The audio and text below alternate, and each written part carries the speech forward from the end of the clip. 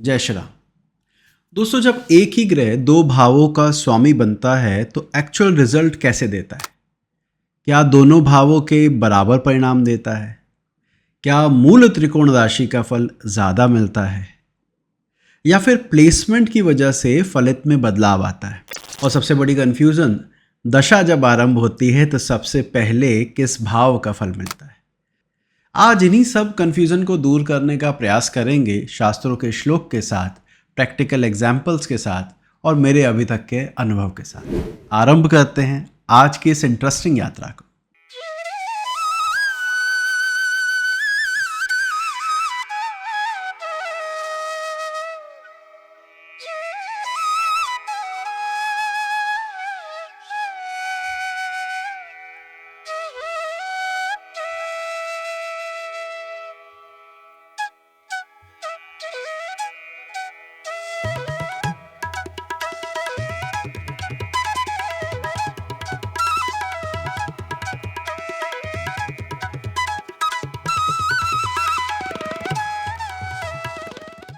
दोस्तों, ये क्वेरी है तो बहुत बेसिक, लेकिन ये कई सालों तक हमारा पीछा नहीं छोड़ती है।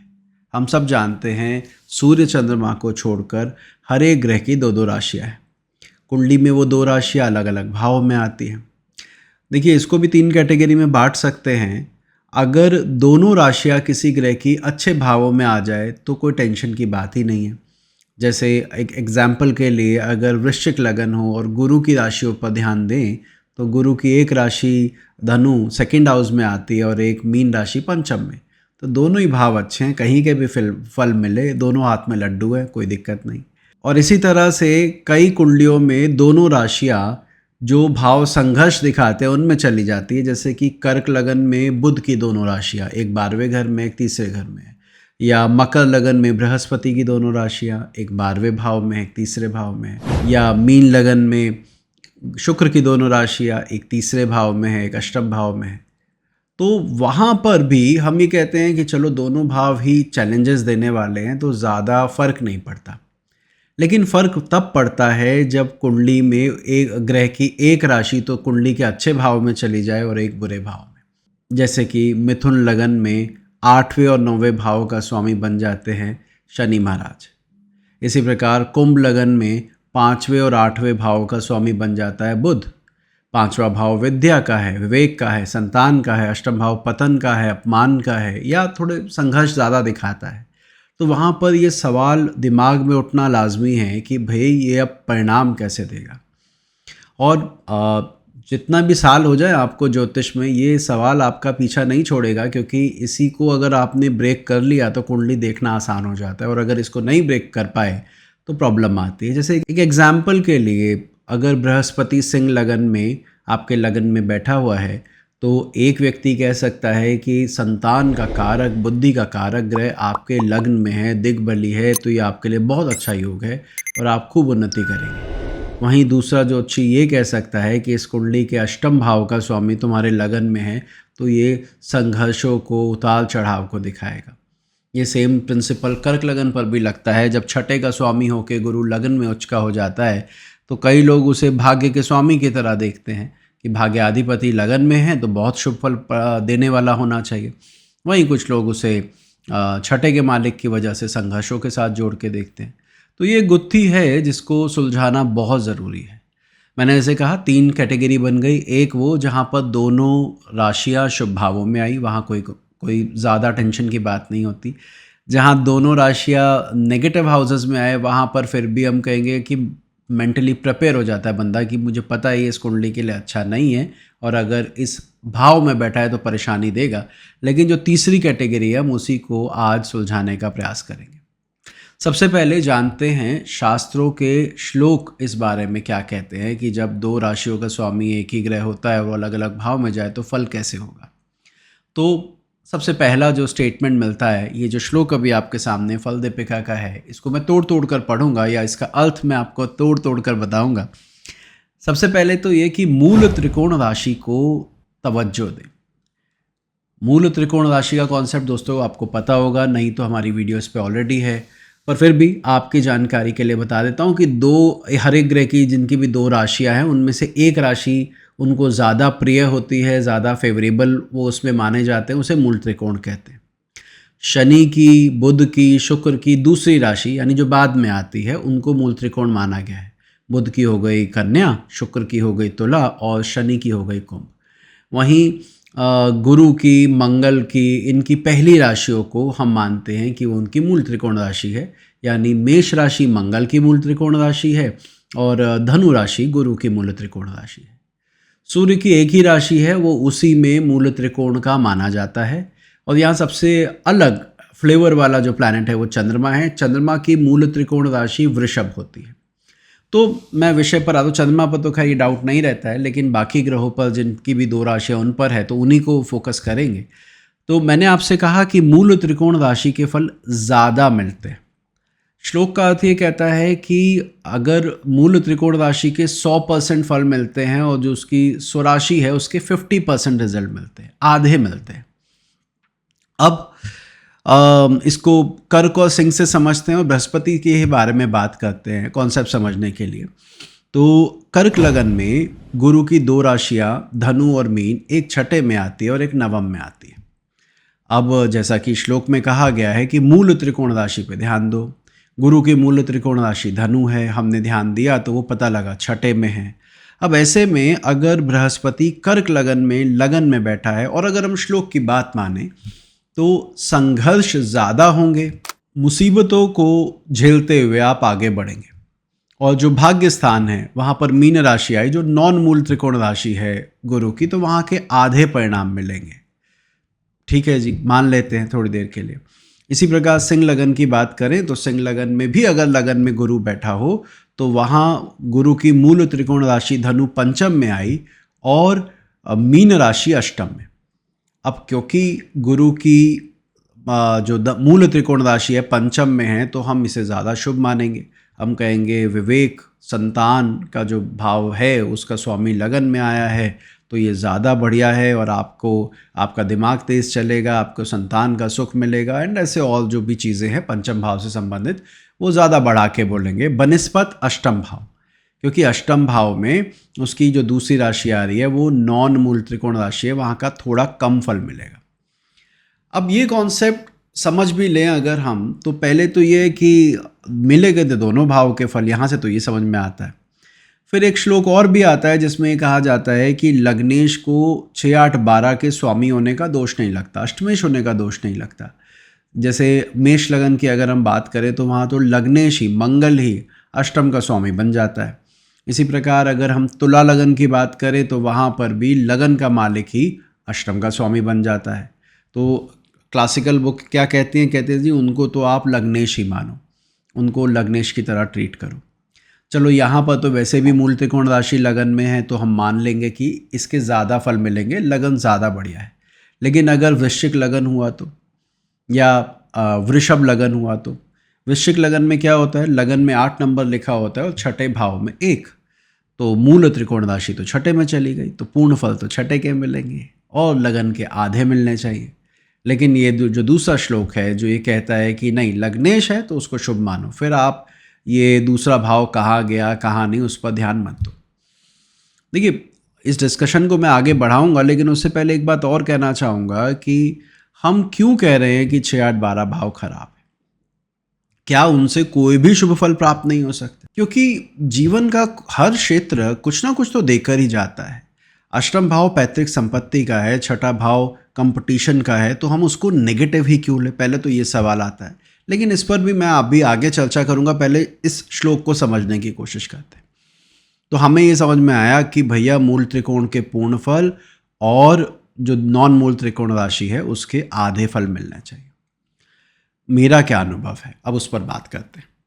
देखिए कुंडली में ग्रह बिठाए बगैर अगर आप मुझसे पूछें कि कौन से भाव के ज़्यादा फल मिलते हैं तो मैं भी यही कहूँगा मूल त्रिकोण राशि के अधिक फल मिलते हैं, उसकी प्रिय राशि है। लेकिन हम ये जानते हैं कि कुंडली में ग्रह भी किसी न किसी भाव में बैठा होगा, तो आपको ये ध्यान देना चाहिए कि वो किस भाव से ज़्यादा अच्छे स्थान पर बैठा है। अगर मैं इसको ऐसे समझाऊं कि बात उसी की करते हैं, कर्क लगन में बैठे गुरु की करते हैं। अब ठीक है, गुरु की जो मूल त्रिकोण राशि है वो छठे में आई, लेकिन गुरु छठे भाव से यानी लगन में अगर बैठा होगा तो 6th हाउस से गिनूं तो वहां से अष्टम आ रहा है, यानी धनु राशि से अष्टम बैठा है। और उस गुरु की दृष्टि, नवी दृष्टि मीन राशि पर आ रही है। मीन राशि उसकी अपनी राशि है, अपनी राशि को देख रहा है। तो शास्त्रों में तो ये भी श्लोक लिखा है कि अगर ग्रह किसी भाव को देखे, किसी भाव के स्वामी को देखे, किसी भाव में बैठे तो उसके साथ उसका संबंध बड़ा प्रगाढ़ हो जाता है। उस आधार पर कर्क लगन में बैठे गुरु को मैं षष्ठेश से ज़्यादा भाग्येश क्यों ना मानूं। स्वाभाविक सी बात है, नवम भाव पे दृष्टि आ रही है तो पहले तो नवम देखना चाहिए, जो भी छठा भाव है उसके ऊपर ध्यान हमें कम देना चाहिए।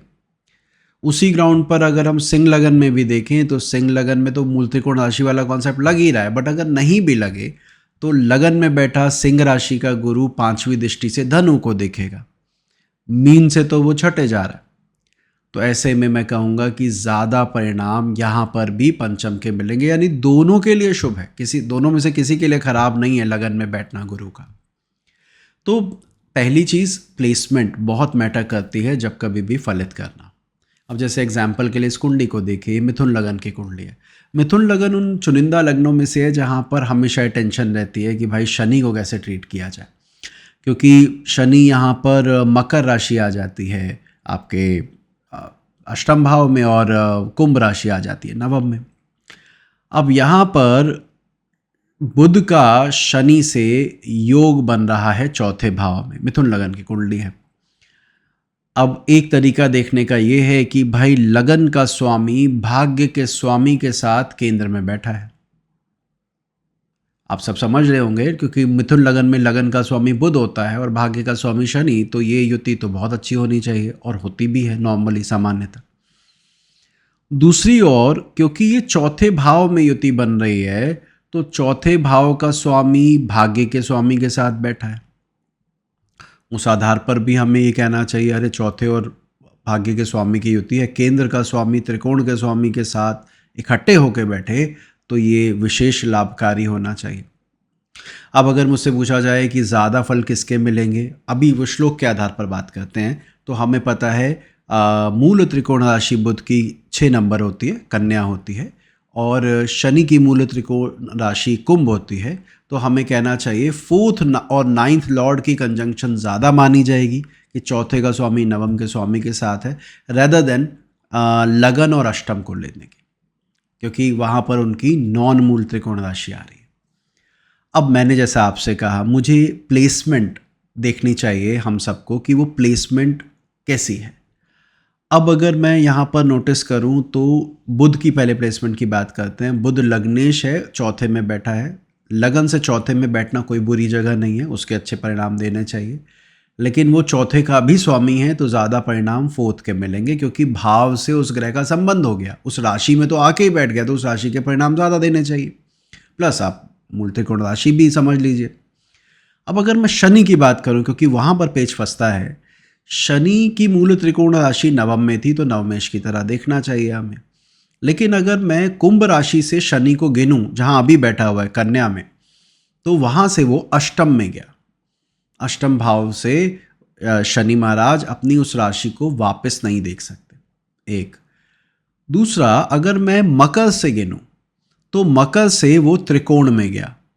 त्रिकोण क्या होता है? 9th हाउस को त्रिकोण कहते हैं। मकर से काउंट करते हुए अगर आप आगे बढ़ेंगे तो 9th हाउस में कन्या राशि आती है, वहां पर ये बैठा है। तो मुझे इस युति को चतुर्थेश की अष्टमेश के साथ युति की तरह अगर मैं फलित करूंगा तो फलित ज़्यादा सटीक होगा, रादर देन लग्नेश नवमेश की युति है या लग्नेश अष्टमेश की युति है। इसको 4th एंड 8th लॉर्ड की युति की तरह ज़्यादा देखना चाहिए, विशेषकर दशा के समय। अभी मैं दशा पर भी आऊँगा, तो दशा के समय पर क्या ये लग्नेश नवमेश की युति ट्रीट ही नहीं की जाएगी? हमें बिल्कुल ही उसको नहीं मानना है? तो उत्तर है, जैसा कि शास्त्र में कहा गया, ऐसा तो नहीं है लॉर्डशिप उसके घर की नहीं है, उसके पास है तो वहाँ का भी लॉर्ड, बस देख नहीं रहा है। ऐसी कंडीशन में उसके प्रभाव कंपैरेटिवली कम मिलते हैं और इसका फैसला ज़्यादा दशा में ही होता है। देखिए, अब कोई कहे लग्नेश नवमेश की युति नहीं है तो मैं तो यही कहूँगा कि है, दिख रहा है, साथ बैठे हैं शनि बुध, लेकिन जब शनि में बुध आएगा तो क्या जातक का भाग्योदय होगा या चौथे भाव से संबंधित कुछ घटना घटित होगी या अष्टम से संबंधित घटना घटित होगी, वो ये फैसला करेगा कि ये युति को मुझे चतुर्थे अष्टमेश लेना है या लग्नेश नवमेश लेना है या लग्नेश अष्टमेश लेना है वगैरह वगैरह। तो आशा करता हूँ आप समझ रहे होंगे, क्योंकि ये पॉइंट बहुत ही गूढ़ है और मैं बहुत अच्छे अच्छे छात्रों को इसमें फंसते देखा है कि वो इस युति को किस तरह देखते हैं। अब एक दो सवाल यहाँ पर ये आ सकते हैं कि सर अगर दोनों राशियों से को प्लैनेट ना देख रहा हो उस सिनेरियो में क्या होगा। देखिए, देखे या ना देखे, किसी एक भाव से ज़्यादा फेवरेबल पोजीशन में बैठना उसके फल को ज़्यादा दिखाता है। और हम जानते हैं त्रिकोण ज़्यादा बेहतर पोजीशन है केंद्र से, केंद्र ज़्यादा बेहतर पोजीशन है दूसरे और 11वें से, और 2-11 ज़्यादा बेहतर पोजीशन है 6-8-12 से।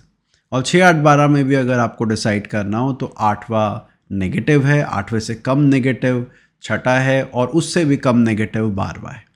तो ऐसे अगर हम देखेंगे तो दोनों जगह से एक जैसा तो बैठ ही नहीं सकता। तो आपने इसको देखना है। अगर वो उसी राशि में बैठ गया तो कोई डाउट है ही नहीं। अपनी एक राशि को देख लिया तो भी आपको डाउट नहीं होना चाहिए। दोनों राशि को देख लिया, जैसे कि आपको पता हो मंगल कर सकता है ये कारनामा।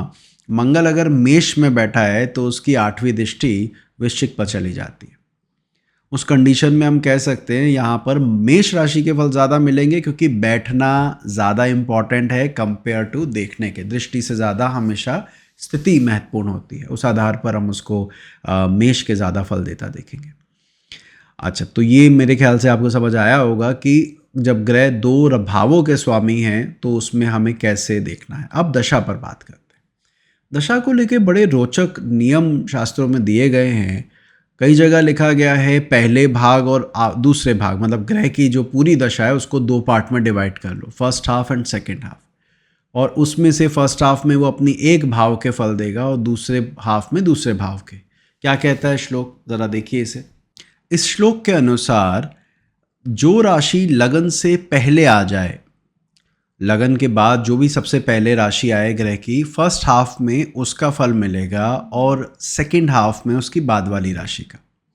एक एग्जाम्पल से समझते हैं कि अगर हम बात करें धनु लगन की तो शनि की दो राशियां हैं, मकर और कुंभ। पहले मकर आ रही है बाद में कुंभ। तो श्लोक ये कह रहा है कि शनि के जो शुरुआत के 9.5 साल हैं उसमें तो आपको फल मिलेगा सेकंड हाउस लॉर्ड की तरह, और बाद के जो हाफ है उसमें वो थर्ड लॉर्ड की तरह एक्ट करेगा। इसी प्रकार अगर हम कोई और लगन ले लेते हैं, कुंभ लगन से समझने की कोशिश करते हैं, और हम देखते हैं कि पहले मीन राशि आ रही है गुरु की और धनु राशि 11वें में जा रही है। तो शुरुआत में 16 साल की गुरु की दशा होती है, उसमें 8 साल वो धनेश की तरह यानी सेकंड लॉर्ड की तरह एक्ट करेगा। आप उसे मार्केश भी लेना चाहें तो मार्केश ले लीजिए फिलहाल के लिए। और बाद के जो उसकी दशा के 8 साल होंगे वो 11th लॉर्ड की तरह एक्ट करेगा। चलिए जी, ये मान लेते हैं नियम। पर यहाँ पर कुछ और मत भी मिलते हैं। एक मत ये मिलता है जी, प्लेसमेंट देखो ग्रह की, ग्रह जिस राशि में बैठा है वो देखो, वो सम है या विषम। सम विषम शायद आप सबको याद होगा, बचपन में हम कहते थे prime number, odd number, even number. तो उसी में जो भी ऑड नंबर्स होते हैं वो सब कहलाते हैं विषम, और जो इवन नंबर होते हैं उन्हें हम सम कहते हैं। अब बड़े इंटरेस्टिंगली सभी ग्रह की एक राशि सम होती है और एक विषम, जिनकी भी दो दो राशियां हैं। तो ये कहा गया कि अगर किसी सम ग्रह किसी सम राशि में बैठा है तो पहले ये देखो कि उसकी सम राशि जिस भी भाव में आई उसका परिणाम पहले मिलेगा। एग्जाम्पल के लिए, अगर बृहस्पति कर्क में बैठा है जो कि एक सम राशि है, तो पहले मीन राशि जिस भाव में आई, क्योंकि वो भी सम है, पहले 8 साल उसके फल मिलेंगे और बाद के 8 साल धनु के। वही अगर गुरु सिंह में बैठ गया, क्योंकि सिंह एक ऑड साइन है, तो शुरुआत के 8 साल मिलेंगे धनु राशि के फल और बाद के 8 साल मीन राशि के। अब ये नियम जब शुरुआत में हमने पढ़ा तो लगा कि एक तो कुंजी मिल गई, ये तो बहुत बढ़िया तरीका है, ऐसे तो डिसाइड कर लेंगे हम कि किस ग्रह की दशा आदि कब खराब जाएगी कब अच्छी जाएगी। स्पेशली जब मैंने कहा कि ग्रह एक अच्छे और एक बुरे भाव का स्वामी बनता है। लेकिन जब ये ज्योतिष में थोड़ा और गूढ़ जाने का मौका मिला और समझने का मौका मिला, अवसर मिला, कुंडलियाँ देखने का अवसर मिला, तो एक बात समझ में आई। कोई भी महादशा केवल अपने बल पर परिणाम नहीं दे सकती, उसको सहारा लगता है अंतर्दशा नाथ का। अब अंतर्दशा नाथ यानी कि और ग्रह जो जिनकी भी अंतर्दशाएं आएंगी, वो आपके दशानाथ से कैसे बैठे हैं, ये डिसाइड करेगा कि वो दशा कब कैसे रोल प्ले करेगी। मैं दोबारा दोहराता हूँ भाई, ये एक ग्रह की कहानी नहीं है। इस कुंडली में हमारे 9 ग्रह होते हैं और वो आपस में कभी 2-12, कभी 3-11, कभी 4-10, कभी 9-पंचम, कभी षडाष्टक, इस तरह की पोजीशन में एक दूसरे से बैठते हैं। कभी दोस्त बन जाते हैं, कभी शत्रु बन जाते हैं। एक मेथड होता है तात्कालिक मित्रता शत्रुता का। उस आधार पर हम कैसे कह सकते हैं कि ये ग्रह चलो अच्छे भाव का स्वामी हो भी गया तो शुरुआत के 8 साल या 9 साल या जो भी उसकी दशाक्रम है, उसके हाफ ही अच्छा देगा और हाफ ही बुरा। हमें हर अंतर्दशा से ये डिसाइड करना पड़ता है अंतर्दशा नाथ कौन है, कहाँ बैठा है, कि ये कहाँ के परिणाम देगा इस अंतर्दशा में। तो ये नियम सुनने के लिए अच्छा है, आप लोग ज्ञानी जन हैं, मैं आप लोगों से भी कहूँगा ज़रूर अपनी कुंडलियों पर पहले वाले 2 नियम की, पहले 8 साल बाद के 8 साल के, जो मैंने 2 श्लोक के आधार पर आपको मेथड बताए, उसको आप कोशिश कीजिए लगाने की और बताइए कमेंट सेक्शन में किस तरह का फल रहा।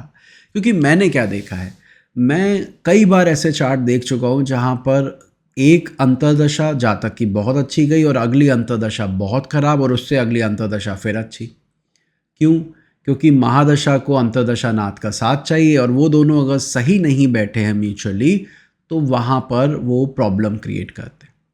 इसको अगर मैं और गूढ़ता से समझाऊं तो ग्रहों में एक कॉन्सेप्ट होता है सहधर्म का। मैं और आप दोनों का धर्म कैसा है, महादशा और अंतर्दशा नाथ का, उसके आधार पर फलित करना ज़्यादा सटीक है। अब कर्क लगन का ही एग्जाम्पल लेते हैं और मान लेते हैं थोड़ी देर समय के लिए कि गुरु में शनि की दशा आई। अब मुझे पता है गुरु इस कुंडली के लिए, कर्क लगन के लिए छठे का भी मालिक है और भाग्य का भी मालिक है। अब शनि इस कुंडली में 7वें और 8वें का भी मालिक है। तो अगर मैं छठे और 8वें के मालिक की तरह देखूं तो दोनों का सहधर्म है जातक को कठिनाइयाँ, संघर्ष देना, जिससे कि वो और इवॉल्व हो सके और बेहतर हो सके। अब अगर गुरु शनि का योग छठे में है, 8वें में है, 12वें में है, या ऐसे किसी भाव में है जहाँ से वो दोनों राशियाँ छठी और 8वीं में जो पड़ रही है उनसे वो फेवरेबली प्लेस्ड है, तो मैं कहूँगा इस दशा में आपको चैलेंजेस फेस करने पड़ेंगे। उन चैलेंजेस के बाद आपको फ़ायदा होगा। वहीं उसी गुरु में जब मंगल का अंतर आएगा, वही कर्क लगन की कुंडली, और अगर मान लेते हैं दोनों साथ में हैं, कनेक्टेड हैं, तो हम कहेंगे कि भाई साहब कर्क लगन के लिए पंचम का स्वामी जो कि मंगल है और जो भाग्य का स्वामी गुरु है, दोनों का सहधर्म जातक की भलाई है। इस वजह से यहाँ पर पॉजिटिव परिणाम आपको देखने को मिलेंगे। तो सेम प्लैनेट है, गुरु की ही महादशा है, लेकिन मंगल में उसका अलग फ्लेवर, अलग रंग आ रहा है। और शनि को देखते ही, शनि के साथ उसकी जैसे ही महादशा कनेक्ट हुई, गुरु की महादशा शनि का अंतर, वही प्लैनेट ने अपना रंग बदल दिया, या यूँ कहें कि जो दूसरे भाव का अधिपत्य है उसका परिणाम देना आरंभ कर दिया। तो इसका क्या अर्थ है? इसका अर्थ है कि ये जो 2 नियम है जिसमें खुद ही विरोधाभास है, इसको ना लगाते हुए अपनी अकल लगाएं और ये देखें कि वो दोनों ग्रह जिसकी भी महादशा है वो बैठा कहाँ पर है, उसका डिस्पोजिटर, उस जिसमें भी वो बैठा है उस राशि का अधिपति कैसा है। जैसे अब एग्जाम्पल चार्ट के लिए मैं आपको ये कुंडली दिखा रहा हूँ, इसे और समझिएगा। ये कुंभ लगन की पत्रिका है, इसमें जातक की बुध की महादशा आरंभ हुई। अब बुध पंचम का भी स्वामी है और अष्टम का भी स्वामी है। अब अगर मुझसे पूछा जाए कि भाई कहाँ के ज़्यादा फल देगा, तो मैं कहूँगा दोनों भावों से देख लेते हैं कहाँ बैठा है। तो पता लगा कि मूल त्रिकोण राशि कुंभ लगन के लिए जो बुध की है वो अष्टम में आती है। ठीक है जी, तो अष्टम के परिणाम ज़्यादा मिलने चाहिए। प्लस अगर मैं बुध की पोजीशन देखूं तो मुझे नज़र आया बुध बैठा है सेकंड हाउस में, जहाँ से वो 8th हाउस को तो देख सकता है, 5th हाउस को नहीं देख सकता। तो यहाँ से भी मुझे पता लगा कि नहीं भाई, अष्टम के परिणाम ज़्यादा मिलने चाहिए। मैं यहाँ पर खराब परिणाम और शुभ परिणाम की बात नहीं कर रहा हूँ, अष्टम के परिणाम ज़्यादा मिलने चाहिए। अब बुध की महादशा आई और बुध में शुक्र का अंतर आया। अब ज़रा ध्यान से समझिएगा, एक तरीके से इस कुंडली में पंचम और नवम के स्वामी, पंचम भाव में मिथुन राशि आती है, नवम भाव में तुला राशि आती है, उन दोनों के स्वामी साथ बैठे हैं। सहधर्मिता ये दिखा रहा है कि बहुत अच्छे लॉर्डशिप है दोनों की, और सेकंड में बैठे हैं, तो ये पंचम नवम के स्वामित्व के आधार पर बड़े शुभ परिणाम देने वाली होनी चाहिए। ठीक है जी। फिर हम अगर वो देखें कौन सी राशि से कैसे प्लेस्ड हैं, तो शुक्र की राशियों पर भी बात कर लेते हैं, क्योंकि शुक्र की अंतर्दशा है। तो कुंभ लगन के लिए शुक्र की एक राशि जो वृषभ है वो चौथे में आती है, और जो तुला है वो नवम में आती है। मूल त्रिकोण राशि स्वाभाविक सी बात है नवम में आ रही है, लेकिन वहाँ से शुक्र छठे भाव में, तुला राशि से गिने तो शुक्र छठे भाव में, जबकि वृषभ से वो लाभ भाव में है। तो ये समझ में आया कि अगर छठे और 11वें में से ज़्यादा बेहतर कौन सा है, तो 11वां ज़्यादा बेहतर है। इस आधार पर चौथे भाव के अच्छे परिणाम मिलने चाहिए। अब इस युति को क्या मैं चौथे और 8वें के स्वामी की युति जो कि दूसरे में बन रही है उस तरह देखूं, या मैं नवम पंचम के स्वामी की युति जो दूसरे में बन रही है उस तरह देखूं? तो प्रायोरिटी आपको फोर्थ लॉर्ड और एट लॉर्ड की तरह इनको देनी चाहिए, क्योंकि एट लॉर्ड अपने भाव को देख रहा है और फोर्थ लॉर्ड अपने से 11वें गया है बनिस्बत छठे भाव के, कंपेयर टू 6th हाउस। अब ऐसे में क्या संभावना है? देखिए, दोनों लग्नेश के मित्र हैं और दोनों धन भाव में बैठे। इस दशा में इस जातक के केस में पैतृक संपत्ति बिकी, एक पुराना घर था जिसमें जातक रहा करता था वो बिका, और अच्छे दाम पर बिका, और उससे इसको काफ़ी फायदा रहा, आर्थिक उन्नति हुई। दोबारा मैं समझाता हूँ, मकान बिकने से इसको लाभ रहा, फाइनेंशियल ग्रोथ रही। यहाँ पर अगर आप ध्यान देंगे तो उनकी डिग्री भी क्लोज है काफ़ी, और बुध के ही नक्षत्र में दोनों ग्रह विराजित है। तो हम कहेंगे कि ये जो दशा है ये 4th एंड 8th को एक्टिवेट कर रही है, जो सेकंड में जा रहा है। तो कोई घटना जो चौथे से जुड़ी है, मकान, वाहन, माँ, घर का सुख से जुड़ी है, और जो अष्टम भाव पतन, डाउनफॉल, इनहेरिटेंस और ऑकल्ट का है, उनसे जुड़ी कोई घटना होने के योग ज़्यादा प्रबल है rather than 5th and 9th Lord, क्योंकि 5th एंड 9th लॉर्ड दोनों में से, 5th और 9th हाउस पे दोनों में से किसी भी भाव आधिपति की दृष्टि नहीं आ रही है यहाँ पर। अच्छा, तो क्या इस युति में लग्नेश और भाग्येश होने, सॉरी, पंचमेश और नवमेश होने का फल बिल्कुल नहीं मिलेगा? वो देखिए, ट्रांजिट आता है ना जब उस ग्रह की महादशा में, आपको पता होगा बुध और शुक्र की दशा, बुध में शुक्र का अंतर लंबा चलता है। अब उस लंबी अवधि में हो सकता है ये युति कई बार लगन में बने, पंचम में बने, नवम में बने, तो हम कहेंगे उस दौरान आपको definitely 5th and 9th Lord का भी परिणाम मिलेगा। लेकिन अगर ज़्यादा गहरा, इंटेंसिफाई अगर रिजल्ट मिलेगा तो वहाँ का मिलेगा जहाँ से उन दोनों का संबंध है। और सैधर्मिता हमने यहाँ पर देखी थी चौथे, पंचम और नवम के स्वामी की वजह से त्रिकोणाधिपति की सैधर्मिता। उसी प्रकार मोक्ष भाव 4, 8, 12 को कुंडली में मोक्ष त्रिकोण कहते हैं। उस आधार पर देखें तो एक चौथे का स्वामी और एक अष्टम का, तो यहाँ पर इन दोनों भावों का, मोक्ष का यानी कोई चीज़ छूटने का, किसी चीज़ से मुक्त होने के योग बढ़ जाते हैं। खास बात यह है कि ये योग बन भी काल पुरुष की 12वीं राशि मीन में रहा है, तो किसी चीज़ से मुक्त होना, कोई प्रॉपर्टी का बिकना, किसी चीज़ का छूटना आपकी बेहतरी के लिए, क्योंकि दोनों त्रिकोणाधिपति भी हैं और आपके लगन के मित्र हैं, तो ये शुभ फल देखने को मिला। यहाँ पर एक इम्पॉर्टेंट बात और आपको बताता हूँ, हालांकि वो इस विषय से संबंधित नहीं है। सूर्य जो कि इस कुंडली में सप्तमाधिपति है, वो इस योग के ऊपर कुप्रभाव डाल रहा है।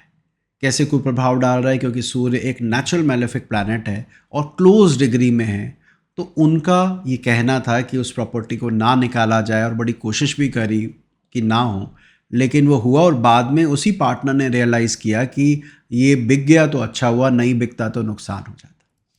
तो जो क्रूर ग्रह की युति है वो अपना रोल भी प्ले करती है।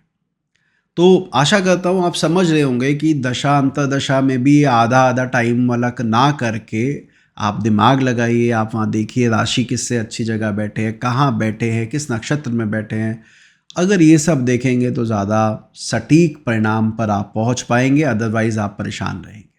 ये कुंडली मैं आपके लिए छोड़े जा रहा हूँ। इसमें ध्यान दीजिएगा, गुरु में शनि का अंतर कैसा गया होगा, किन भावों को एक्टिवेट किया होगा, गुरु शनि ज़्यादा किस भाव के फल देंगे, क्या वो इस कुंडली में 12th लॉर्ड की तरह देखे या 9th लॉर्ड की तरह या 11th लॉर्ड की तरह, ये आप मुझे बताएंगे कमेंट सेक्शन में। जानकर बड़ा अच्छा लगेगा। आशा करता हूँ थी तो ये बेसिक क्वेरी, लेकिन ये क्वेरी कई बार इसलिए आती है कि किसी एक ग्रह को, जो मेरे त्रिकोण का स्वामी था, उसको हम ये ब्लेम दे दें कि नहीं बुरे घर को ओन कर रहा है, इस वजह से ख़राब हो गया, अशुभ हो गया। तो ये इतना सीधा सरल तरीका नहीं है, उसको चार्ट को देखे ढंग से तो पता लगता है कि किस तरह का परिणाम रहेगा।